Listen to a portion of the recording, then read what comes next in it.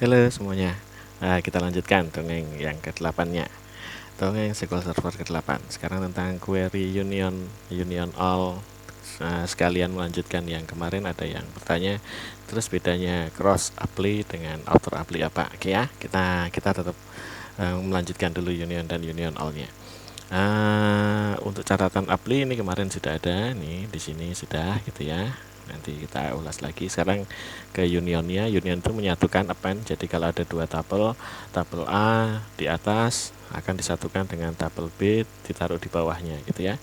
Syaratnya untuk di DBMS seperti SQL Server seperti ini atau Oracle biasanya Postgre gitu ya, jumlah kolomnya yang sama, urutan yang bersesuaian antar setiap tabelnya. Jadi urutan kolom ya, ini urutan kolom yang bersesuaian antar setiap tabelnya. Jadi urutan kolomnya itu bersesuaian. Jadi kalau tanggal ya nanti tabel B-nya juga yang isinya juga tanggal gitulah. Jangan terus tabel A-nya nanti tanggal, tabel B-nya isinya kolom pertamanya adalah keterangan. Nah, itu kan saat tipe datanya juga harus bisa. Tidak akan mengambil tipe data yang paling besarnya. Misalnya tiny int dengan integer, maka dia akan menghasilkan hasilnya nanti integer gitu ya. Sintaksnya begini, ada query 1 union, lalu query 2. Query 1 ini bisa select, bisa macam-macam ya. Selectnya bisa select from, kemudian join where gitu. Lalu nanti di union dengan select gitu ya, dan segala macamnya. Ada mungkin ada group by-nya, ada having-nya, enggak lah. Yang penting ada ordernya, karena order nanti dipakai di paling akhir untuk mengorder, mengurutkan si hasil union itu tadi. Oke, ini bisa banyak. Jadi di sini bisa union lagi dan seterusnya begitu ya. Bisa ada banyak itu begitu. Di sini juga bisa nih union all gitu dan seterusnya. Nah, ini bisa di sini union all, di sini union juga bisa. Nanti dampaknya apa ya, nanti bisa dilihat dari masing-masing karakternya ya. Oke, biasanya kalau setiap kali ada union, biasanya ini ya, kalau di union all semuanya seperti ini, maka dia akan menyatukan semua record gitu ya. Tapi kalau union menyatukan semua unique recordnya gitu. Nah, pembahasannya fokusnya ada di dua itu. Ini pakai contoh datanya. Oke, kita buatkan contoh datanya. Kita pakai yang data yang kemarin saja. Kan tahunan dan tribulanan ya, saya ambilkan dari view penjualan. Ini masih melanjutkan yang kemarin kan. Oke, ini saya ambil saja tanggal. Kemudian di sini ada IG gitu kan. Kemudian mungkin ekor ayam ya, ekor ayam dah gitu ya. Misalnya ini nih. Oke. Nah, ini kan datanya nih, kita mau tahunannya. Kita akan buat tahunannya di sini misalnya ada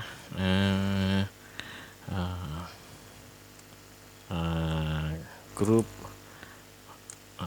time gitu ya, time grupnya misalnya sama dengan year-nya dari tanggal gitu ya.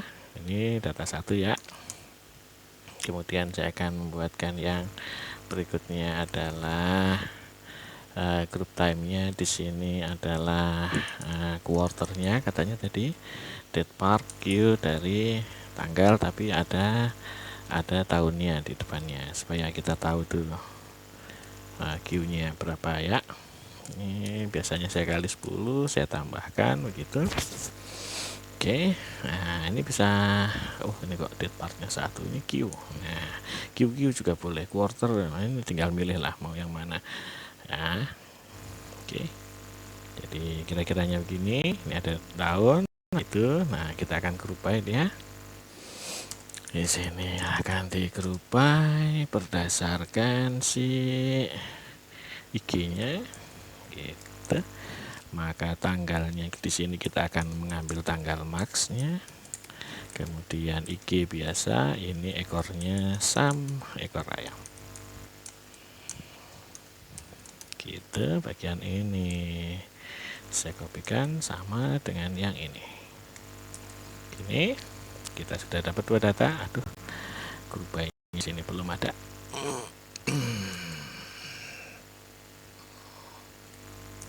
Nah, di sini year-nya kita masukkan sebagai bagian dari grup by. Di sini untuk Q-nya juga kita masukkan sebagai bagian dari grup by. Gitu. Ada komanya. Nah, oke. Inilah dia hasilnya ya. Terus satu BBS. Nah, gitu. Yang di atas cuma 5 baris, yang di bawah ada cukup banyak baris ini, gitu. Nah, untuk gampangnya kita ambilkan saja dulu where IG-nya sama dengan BB misalnya ya, BB ya, gitu, BB aja deh. Gini kita supaya jumlahnya dikit dulu, supaya kita bisa ngelihat. Nah, ini kan lebih enak nih ngelihatnya. Ini ada data gitu kan.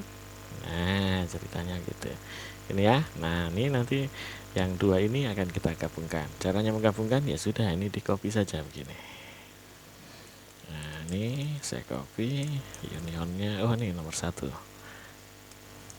Taruh sini. Oke, ini min. Nah, ini yang ini saya ganti union. Oke. All. Saya pakai union all dulu aja. Nanti bedanya baru kita pakai yang lainnya ya. Nah, gini. Oke, maka nanti dia disatukan akan jadi begitu. Ini setelah disatukan dia bisa gabung. Ini tahunannya, yang ini quarterly-nya gitu ya. Quarterly-nya, yang ini tahunannya, gitu ceritanya.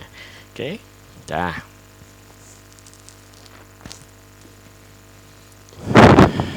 Nah, sekarang kalau kita ingin tahu bedanya union dengan union all, yang bagian nomor 1 sudah ya. Ini saya tutup ya. Bagian nomor 1 ini saya tutup. Nah, untuk tahu bedanya, saya akan pakai data yang lebih kecil. From-nya saya ambilkan data ini nih, biasanya jumlahnya dikit nih. Nah, ini aja deh. Ya. Pakai tanggal. Ini tanggalnya ada banyak, sampilkan where-nya saja. Where year-nya aja deh. Year-nya tanggal saya ambilkan yang sama dengan 2018 saja. Oke. Ini data satunya supaya bisa tahu nanti bedanya. Oke. Ya. Oke, ini datanya 2018. Kalau di sini nih, ini yang paling kecil 2018 nih, ya. Paling kecilnya 2018. Nah, saya akan buat satu lagi tabel yang kedua di sini. Itu yang kurang dari 2018 pasti nggak ada dong, ya kan? Ini, ya kan, nggak ada. Saya mau gabungkan dua-duanya. Kita mau tahu bedanya union dengan union all ya. Ini saya copy gini, kemudian di union dengan yang ini. Oke, gini ya. Oke ya, diperhatikan ya. Ini ada dua nih. Oke, ini ada dua lagi nih ya. Nanti ini setelah di run, dia akan jadi hanya ada satu nih. Oke, gitu. Tapi unique record ya. Jadi jika di sini saya tambahkan misalnya ID item, gitu. Ini saya tambahkan aja di dua tempatnya ID item, gitu. Maka dia akan terjaga karena unique recordnya beda. Oke, ini tanggal ini akan berbeda gitu ya. Jadi dia unique recordnya. Sekarang bedanya dengan si union all. Union all, saya ganti aja, tambahin all-nya kan. Maka jadinya seperti ini. Ini data pertama tabel 1, ini tabel 2 nggak ada isinya. Ini akan terjaga tetap. Oke ya. Ini akan ditambahkan ID item pun nggak masalah itu. Nah, ini dia apa adanya aja. Oke, gitu ya. Nah, ceritanya gitu tuh. Sudah oke nih ya. Sudah oke. Jadi union all dengan union kita tahu. Oke deh, yang di sini saya ambilkan 2019. Tabel keduanya adalah 2019. Maka di sini saya ganti yang 2019. Gitu. Maka hasilnya akan seperti ini. Oke. Sini ada datanya. Ingat ya, kalau di union nanti kan dia bisa bisa jadi unique record ya. Oke, nah ini cuma tanggal, ada ID itemnya juga boleh deh. Nah, saya tambahin deh. Oke ya, dah untuk bagian ini. Oke, sampai sini bisa paham. Sekarang nih, kalau saya ini kan saya putar gini, oke ya kan, ini dia langsung nggak mau nih, nggak cocok nih yang di atas itu tanggal yang sebagai ajuan kolom hasilnya nanti, tapi dia akan disatukan dengan ID item yang bertipe tiny in nih, maka dia nggak mau gitu ya, dia nggak mau tuh. Nah sekarang kalau tiny in dengan harga mungkin dia masih mau, jadi kalau sini saya pasangin harga gitu ya, dia ngambilnya float, oh dia masih nggak mau juga ya, kok dit yang mana yang dit, oh ini yang tanggal. Oke deh, ini saya ambilkan gini deh ID itemnya, kok ID item sama dengan ID item ya, ID item dengan apa tuh yang ada lainnya ya, harga deh ya, harga aja deh, sama-sama yang numerik. Nah dia masih mau tuh, tapi kan jadi aneh hasilnya ya tak? Oke, jadi saling berbalikan gini nih, kalau nggak urut masalah tuh ya. Oke, jadi dibiasakan bahwa ini tipe datanya ya kalau bisa yang sama, urutannya jenisnya data juga sama, kalau tanggal ya ketemu tanggal, kalau nggak ketemu gitu ya. Dah, bagian yang union all sudah selesai. Saya bisa tutup ini. Oke, sekarang yang kedua. Yang kedua itu kita akan membahas tentang si cross apply dengan outer apply. Oke, sekarang saya masih pakai yang data tadi, datanya si ini, selectnya fromnya gitu dari si bahan baku. Oke, ini data bahan baku, saya keluarkan semua kolomnya dulu deh. Ini data dasarnya seperti ini ya, ada tanggal, ada itu. Nah ini kalau kita lihat kan tanggal 3, tanggal 27, tanggal 4 ini harganya dengan itemnya yang masing-masing itu berarti ada dengan ini nih datanya. Saya ambilkan basis datanya adalah from referensi sebagai masternya lah, nyebutnya biasanya disebut master ya, semoga wis ini saya ambilkan kolomnya dia. Oke, nah dah kita sudah punya gitu ya.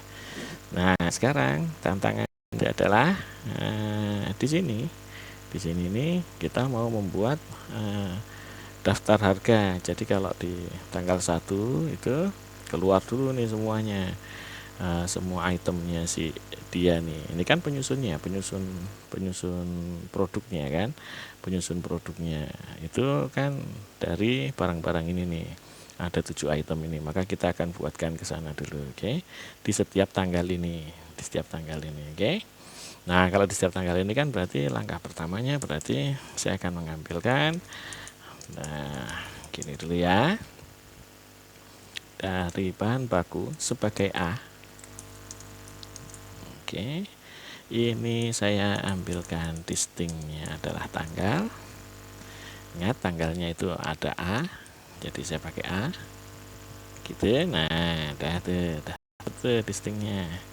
Oke ya, habis itu oke lah, cincai lah ya, gampang, masih gampang. Itu sudah unik ya. Kemudian yang berikutnya, kemarin kita juga udah belajar cross join. Ini saya cross joinkan dengan ref app di sini. Gitu, saya kasih nama B. Itu kan ya, tidak butuh on. Ingat ya, kalau cross join tidak butuh on. Jadi saya bisa langsung ngambil kolom yang dibutuhkan saja. Misalnya adalah produksi ekor ayamnya gitu ya. Oke, jadi di situ ada ID itemnya. Ini saya keluarkan dulu. ID item, nama item, dan produksi ekor ayamnya. Gini aja deh. Nah, kita pakai yang dipakai aja, produksi ekor ayam. Dah. Oke, ini itemnya produksi ekor ayam, maka dia ngambilnya dari B, begitu. Ini B, ini B. Saya kasih nama di sini ekor ayam. Gitu kan? Ya. Jumlah gitu ya. Ya udah gitu aja, ekor ayam aja deh. Udah. Atau produksi. Prod ekor ayam gitu ya. Nah, ya, maksudnya biar rotok pendekan dikit itu sebenarnya tuh. Udah. Gini kita sudah dapat si data-datanya tadi, ini hasilnya. Nah, sekarang datanya saya tutup aja ya. Nih saya tutup aja biar kelihatan si nganunya. Nanti kalau dibutuhkan baru kita run. Oke, ini hasilnya sudah tuh di order deh. Order by tanggal, ID item. Udah supaya kelihatan nanti. Nah, ini kan jadi setiap tanggal punya tuh. Oke, gitu ceritanya ya. Ini jumlah produk ekor ayamnya. Oke. Nah, sekarang kita mau ngambil si yang namanya harga. Di setiap tanggal ini dia akan berdasarkan dua lagi kan, tanggal dengan ID item, dia akan mengambil harganya. Harganya ada di DT harga bahan baku. Nah, pada proses ini kita akan pakai ini ordernya. Saya hapus dulu ya. Nanti lagi ya kita ordernya ya. Di sini kan kemarin kita sudah belajar cross apply. Ya, kalau mau nyusun cross apply kemarin kan pakai left outer join dulu ya. Nah, boleh deh. Kita mau mulai live outer seperti yang kemarin aja. Biasa dibiasakan tuh mulainya begitu. Kita akan live outer join dengan dirinya sendiri sebagai siapa tuh, C aja ya. Sebagai C on A titik tanggal itu lebih dari sama dengan C titik tanggal kan gitu ya. And A titik ID item sama dengan ID itemnya dapat dari B salah, B titik ID item itu sama dengan C ID item gitu ya. Nah, dari sini nih, dari sini kita udah bisa dapat begitu. Nah, ini ceritanya. Oke, kita bisa pasangkan di sini. Dapatnya dari C adalah harga. Oke. Ini harga, maka kita akan dapatkan itu. Ini penyesuaian nih. Nah, sekarang kalau kita urutkan order by ID item lalu tanggal gitu ya, maka kita akan lihat dia ada yang 0000 terus gitu. Nah, mungkin nanti dia di bawah sana akan ada barang yang di tengah-tengahnya yang kosong gitu ya misalnya. Nah, walau alam lah, mungkin ada mungkin enggak ya, enggak tahu saya gitu ya. Ya kira-kiranya gitu. Oke, kemarin kita udah dapat seperti itu. Nah, kalau kita sudah dapat seperti ini kemarin, nanti dilihat lagi di video yang ke-7. Maka itu yang kita pasangkan di cross apply gitu ya. Ini cross apply SC, itu tetap SC di dalamnya, baru ada selectnya, ada from yang kita ambilkan dari sisi join gini ya, gitu ini ya kan. Tapi ini bukan on, kita pakai where. Kemudian di sini ada order by gitu ya, misalnya apa tuh, order by, oh ini bukan C, kita kasih nama CI ya. Di sini berarti ada CI, berarti di sini ada CI kan gitu kan ya kemarin ya. CI titik tanggal dash canding. Oke, kita akan ambil top satunya dari yang dibutuhkan saja. Yang dibutuhkan adalah apa itu, harga saja, atau tanggalnya juga nggak usah lah ya. Ya boleh deh. Nah, ada CI titik tanggal, ini saya kasih nama di sini tanggal mulai gitu ya. Oke, terus ada harga, CI titik harga. Oke, nah setelah kita dapat ini, si C sudah bisa kita pasang di sana kan, ini C harga, terus di sini ada C tanggal mulai gitu. Maka nanti dia jadinya begini. Nah, ya kan seperti ini nih. Ini kalau kita perhatikan tanggal 1 isinya hanya ada item 1, tanggal 3 isinya hanya 3 gitu ya. Oke, itulah efeknya cross apply, dia hanya yang dapat saja. Ini kalau saya ganti dengan outer apply, dengan auto apply ini. Nah, dia akan yang nul-nul-nulnya ini. Oke. Ya, bedanya hanya di situ. Manfaatnya apa sih? Ya, kita filter aja deh. Kita filter misalnya yang tanggalnya yang ini deh, yang ini nggak usah. CI tanggal bukan yang ini gitu ya. Ini kalau kita kasih cross apply begini, nah ini ya kan, kita akan mendapati nanti bisa jadi di mana tadi, oh kita where kita tidak tahu tuh item mana yang kita nggak punya gitu ya kan. Tanggal lebih, oh tahunnya aja, year tanggal lebih dari sama dengan 2021 gitu ya. Oke, nah ini kan di sini nih, ini bisa jadi ada yang kurang lengkap nih. Nah ini kan tanggal ini kan bisa jadi masih kurang lengkap nih. Oke, nah itu kan hanya karena ada kita pakainya cross apply. Tapi kalau kita pakai auto apply di sini, maka kita akan tahu, oh ini loh masih data yang kita nggak punya harganya nih, maka harus dilengkapi gitu ya, ceritanya gitu tuh. Oke, nih, oke ya. Ya, itu karena ada data yang nggak ada di sana. Oke, yang bagian ini saya hapus. Jadi kira-kira perbedaannya, setelah di sini kan kita kan bisa dapat semua. Kita bisa tahu bahwa dengan auto apply pada kasus seperti ini kan, dengan auto apply tadi, maka kita nanti bisa tahu mana dia yang sudah ada datanya atau belum. Jadi sekalian buat ngecek gitu ya ceritanya. Oke, pada kasus ini kan baru harga. Ini kan harganya itu kan untuk produksi 1 ekor ayam gitu ya, ini harganya. Nah, ini bisa dipakai untuk 6 ekor ayam gitu ya, maka kita akan nulis di sini harga per ekornya. Oke, kita akan tambahkan di sini harga per ekor, ya kan, itu sama dengan si C harga dibagi dengan si produksi ekor ayam tadi kan sudah ini ya, B produksi ekor ayam gitu. Oke, di sini. Nah, ingat ya di datanya kan, nah ya TNI in, kemudian dia ketemu harga float, maka dia jadinya float gitu ya. Nah, hati-hati kalau misalnya harga di sini dia juga bilangan bulat, maka nanti kita kalikan di sini aja 1,0 misalnya gitu ya, untuk mengubahnya jadi float ya. Itu kan udah di awal-awal dulu ya. Pada kasus ini kita pengennya oke, misalnya ini mau dibulatkan harga per ekor, ini fokusnya di harga per ekornya saja.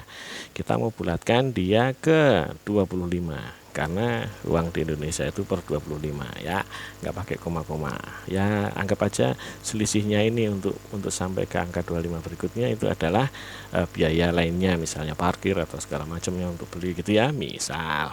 Maka ini yang seperti ini nih ya kan, ini kita bagi lagi dengan 25. Nah, ini jadi berapa kali 25 nya, 126 kali 25 gitu ya, karena sudah harga aslinya itu kan tadi kan segini ya, 3160 ini adalah 25 kalinya dari 126.